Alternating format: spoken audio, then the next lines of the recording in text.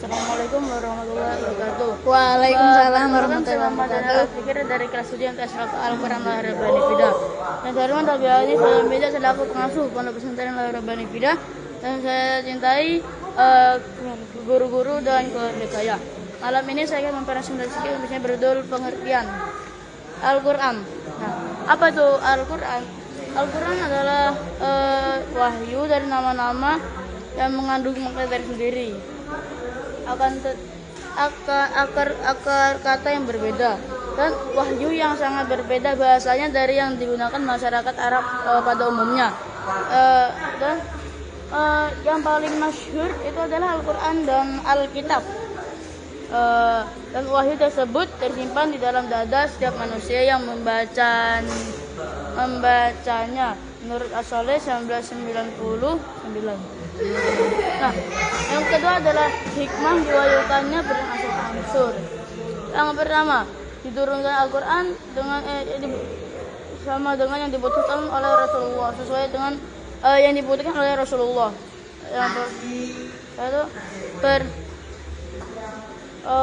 Berdasarkan turunnya Al-Quran itu berdasarkan peristiwa kurang lebih 23 tahun dan ayat tersebut individu maupun kolektif. As-Saleh 1997. Nah, ada seperti yang saya sebutkan tadi, ada dua bentuk keinginan Rasulullah. Yang pertama untuk memantapkan hati Nabi Muhammad dan para sahabat seperti menenangkan hati Nabi Muhammad dan agar mudah menghafalnya, memahami maknanya kepada para sahabat dan Nabi. Karena setiap peristiwa itu diikuti turunnya Al-Quran, turunnya ayat-ayat Al-Quran yang baru. Itu contohnya ada itu penakaran yang curang, turunnya surah Al-Mutaffifin ayat 1-5 dan seterusnya. Dan hikmah diturunkannya adalah sebagai menyesuaikan hati Nabi dari menenangkan hati dari Nabi dari waktu ke waktu dan sebagai mukjizat Nabi. Nah, Nabi Muhammad itu mukjizatnya yang besar adalah diturunkannya Al-Quran. Menurut QS 11-120. Dan bagi orang-orang yang musyrik, mukjizat tadi sangat seperti biasa saja. Mempermudah hafalan dan pemahamannya.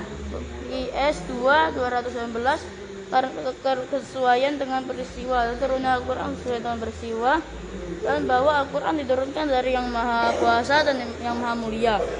IS 11-1 sebagai peletak, dan Al-Quran itu sebagai peletak keimanan kepada Allah.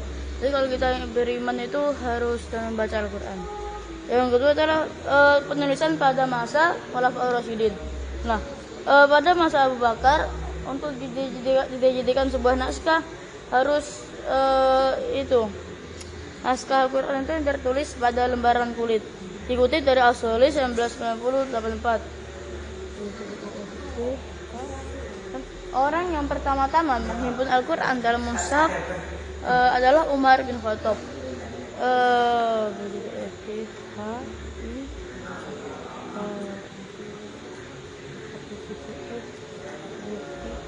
Dan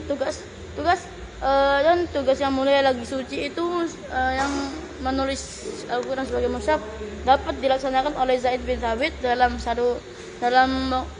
kurun waktu 1 tahun. Dan pada masa itu terjadilah bentrok fisik yang pada saat itu ada 70 sahabat menghafal Al-Quran wafat sebagai syahid. Dan Umar bin Khattab, Ali bin Abi Thalib, sahabat Nabi, menyarankan kepada khalifah agar segera Al-Quran dihimpun sebagai mushaf karena takut Al-Quran tidak dapat dimengerti. Rasulullah pada masa Rasulullah penulisannya adalah Rasulullah mempunyai penulis yaitu Khalid bin Walid, Sabit bin Qais, Abu Bakar As-Siddiq, Ubaid, Umar bin Khattab, Ali bin Abi Thalib, Utsman bin Affan, Abi Sufyan, Zaid bin Thabit, menurut 1990 131.